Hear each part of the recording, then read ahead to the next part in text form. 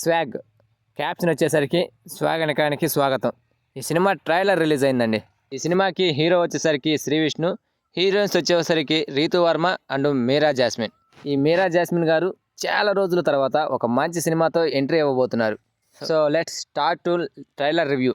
1551లో ఒక మగవాడి ప్రయాణం అంటూ ఈ స్వాగ్ ట్రైలర్ని స్టార్ట్ చేశారు. అందులో స్వాగనక వంశ యువరాజుగా శ్రీ విష్ణు గారిని పరిచయం చేశారు. తర్వాత స్వాగనక వంశమట దేశంలో ఏ మగాడైనా సరే వాళ్ళకు మొక్కాల్సింది అనే డైలాగ్తో ఆ వంశ చరిత్రను చెప్పారు. ఇక ఆ తర్వాత ఈ స్టోరీని ప్రజెంట్లోకి తీసుకొచ్చి స్వాగనక వంశ ఖజానా వారసుడి కోసం వెతుకుతున్నట్లు చూపించారు ఈ ట్రైలర్లో. ఆపై స్వాగనక వంశానికి చెందిన వారసుడు ఎక్కడున్నాడో తెలియదు అంటూ అసలు కథలోకి వెళ్ళగా అప్పుడే వారసుడిగా ఎంట్రీ ఇవ్వబోయే ప్రస్తుత కాల శ్రీ విష్ణుని పరిచయం చేశారు. ఇక ఈ డైలాగ్ తర్వాత శ్రీ విష్ణుని రిప్రజెంట్ చేశారు కొన్ని క్యారెక్టర్స్లో ఆయనని. ఒకటి కాదు, చాలా క్యారెక్టర్స్లో ఆయన్ని చూపించారు. స్వాగనక వంశానికి వారసుడుగా ఎవరికి వారు కూడా మేమంటే మేమంటూ ముందుకొస్తున్నారు. ఆపై వింజామర మహారాణి వారసురాలుగా రీతు వర్మని పరిచయం చేశారు.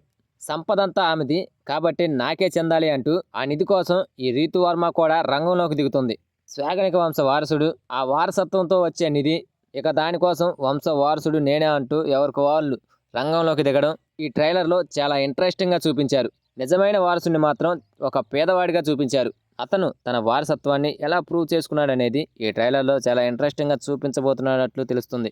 ఓవరాల్గా చెప్పాలంటే ఈ స్వాగ్ మూవీ స్టోరీ అంతా కూడా ఒక నిధిపై నడుస్తుంది. ఆ నిధి చుట్టూ అల్లుకున్న స్క్రీన్ ప్లే, డైలాగులు అండ్ మాటలు కూడా ఆకట్టుకునే విధంగానే ఉన్నాయి ఈ సినిమాలో. ముఖ్యంగా అందరి క్యారెక్టరైజేషన్స్ చాలా బాగున్నాయి. అందులో మెయిన్ హీరో శ్రీ విష్ణుది అయితే చాలా ఇంట్రెస్టింగ్గా ఉంది. అయితే ఇలాంటి ఇంట్రెస్టింగ్ కాన్సెప్ట్ని డైరెక్టర్ హసిత్ గోలి కంప్లీట్ ఫన్ జోనర్లో చూపించబోతున్నాడు. ఈ సినిమాకి వివేక్ సాగర్ అందించిన మ్యూజిక్ అండ్ బీజిఎం ప్లస్ అయ్యేలా కనిపిస్తుంది. ట్రైలర్లో బీజిఎం ఆకట్టుకుంది. మొత్తానికి ట్రైలర్తో సినిమాపై పాజిటివ్ ఇంప్రెస్ అయితే క్రియేట్ అయింది. ఖచ్చితంగా ఈ సినిమా శ్రీ విష్ణు గారికి ఒక మంచి హిట్ అందించడం ఖాయం.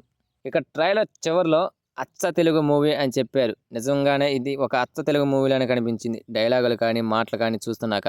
సో ఫ్రెండ్స్, ఈ ట్రైలర్ మీరు చూసారా? ఈ ట్రైలర్పై మీ ఒపీనియన్ ఏంటో కామెంట్ చేయండి ఫ్రెండ్స్. అలాగే వీడియో కనుక నచ్చితే please guys like, share, subscribe ఏదో ఒకటి చేయండి ఫ్రెండ్స్ ప్లీజ్.